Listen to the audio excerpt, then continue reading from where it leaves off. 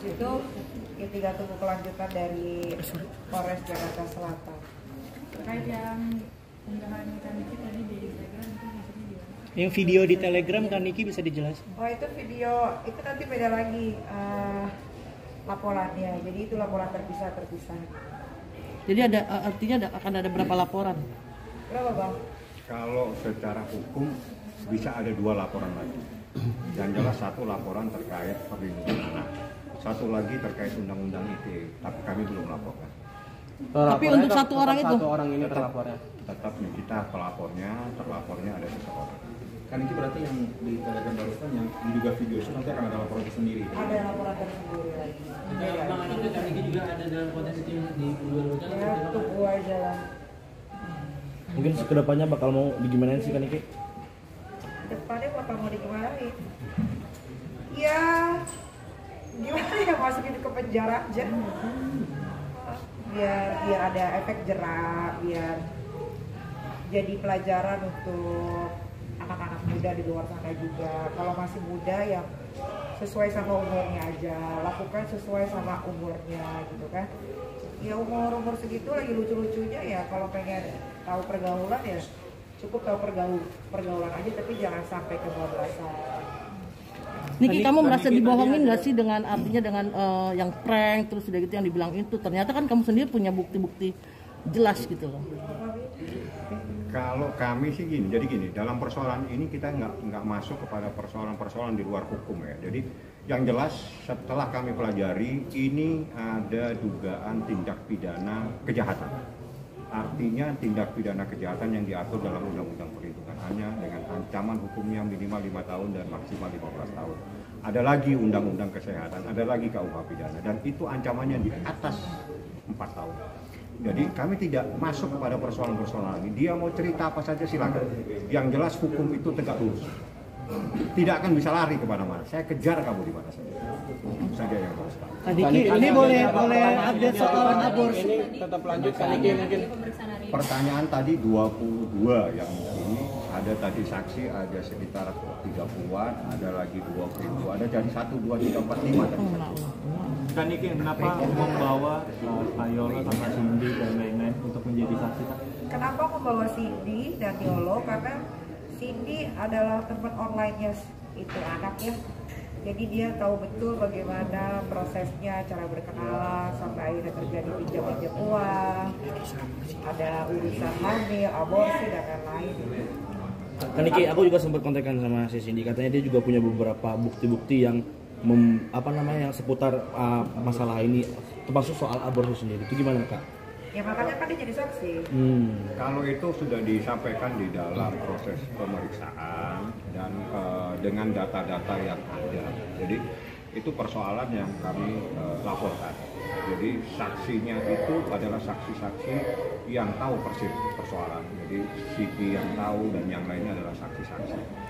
Nah, sekarang prosesnya saat ini ada pemeriksaan juga di atas. Jadi ada saksi lagi diperiksa terkait dengan dugaan adanya penganiayaan. Atau mungkin ada sesuatu, nanti dijelaskan. Saya tidak mungkin akan membuka apa yang menjadi materi dalam proses pemeriksaan. Yang jelas nih kita diperiksa 22 pertanyaan, ada 25 pertanyaan, ada 3 kali saksi, dan hari ini 4 tambah 1 lagi. Artinya saksi yang dari luar negeri itu adalah Cindy atau seperti apa? Coba tanya sama yang bersangkutan, dia dari mana? Artinya berarti Kak Niki sudah mengantongi bukti dengan adanya tuduhan aborsi itu, Kak Niki? Kalau itu, ya gini, jadi berdasarkan data yang ada, kami punya bukti. Bukti itu harus di-cover dengan bukti yang lain, dan itu menjadi materi proses pemeriksaan. Dan unit PPA ahlinya di bidang ini, karena ini adalah tindak pidana yang diatur dalam Undang-Undang Perlindungan Anak. Jadi unit PPA yang paling ahli di bidang ini. Bagaimana dalam memproses dugaan terkait tindak pidana ini. Karena gini, apapun yang terjadi ini ada anak di bawah umur dan tunduk pada Undang-Undang Perlindungan Anak. Anak yang di bawah umur menjadi tanggung jawab orang tuanya, sehingga orang tuanya punya hak untuk melaporkan. Dan ini pembelajaran buat semua. Jangan takut membuat laporan di kantor polisi untuk melindungi anak sendiri. Begitu nih. Kan mungkin akan mendampingi LM lagi secara langsung atas kasus ini kan? Ya pasti. Kalau diminta ya pasti hadir. kalau diminta pasti mendampingi. Tadi Kita ini sebagai ada di bukti, rumah, misalnya selama ini kan ada di di Kaniki dibilang nggak peduli anak segala macam, tapi yang dibukti akhirnya Kaniki sebenarnya sebagai ibu punya insting juga untuk melindungi. Kalau nggak peduli itu nggak mungkin dari bisa hidup sampai umur 17 tahun gimana sih? Sejauh ini LM udah ada komunikasi ke Kaniki bukan? LM tuh apa? Loli. Oh nggak ada. Nggak usah hubungin lah, nanti aja di sini bentar lagi kan juga dipanggil. Nanti kan terkait pinjaman uang yang sering meminjam uang, mungkin ada laporan kah yang masuk ke Mimi sendiri terkait pinjam meminjam uang sendiri? Ada, tapi itu bukan hal yang penting lah ya. Kalau duit masih bisa dikembaliin, tapi kalau udah menyangkut masalah yang dari bayi sampai besar gue jaga dengan baik, tiba-tiba direnggut oleh orang lain ya itu yang bakal gue perjuangkan. Kalau masalah uang nggak ada urusan. Berarti Mimi sempat mengganti pinjaman? Iyalah kalau ganti. Berarti Kaniki nggak seberapa, Bo. Ya, berarti Kaniki kemungkinan kedepannya juga akan membuka kembali pintu maaf untuk LM kembali ke Kaniki seperti itu. Iya. Gini. Kalau seorang ibu, Anda tanya kepada semua orang ibu pasti akan memaafkan anaknya. Apapun yang dilakukan oleh anak pasti akan dimaafkan. Tapi persoalan hukum adalah persoalan tersendiri. Siapapun yang terlibat pasti akan berurusan dengan kita. Ini genderang perang sudah ditabuh sama kita. Ikutin saja. Ikutin saja ini mana. Ini tidak main-main. Pasal ini kita lapis-lapis untuk melindungi seorang anak yang berumur 16 tahun.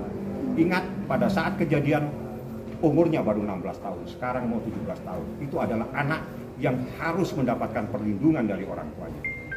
Jadi ini adalah tindakan seorang orang tua untuk melindungi anaknya. Ini bukan main-main. Tidak gampang Niki datang dari rumahnya membuat sebuah laporan. Kalau dia tidak sayang sama anaknya, dia tidak berdiri di situ. Itu yang harus dipahami.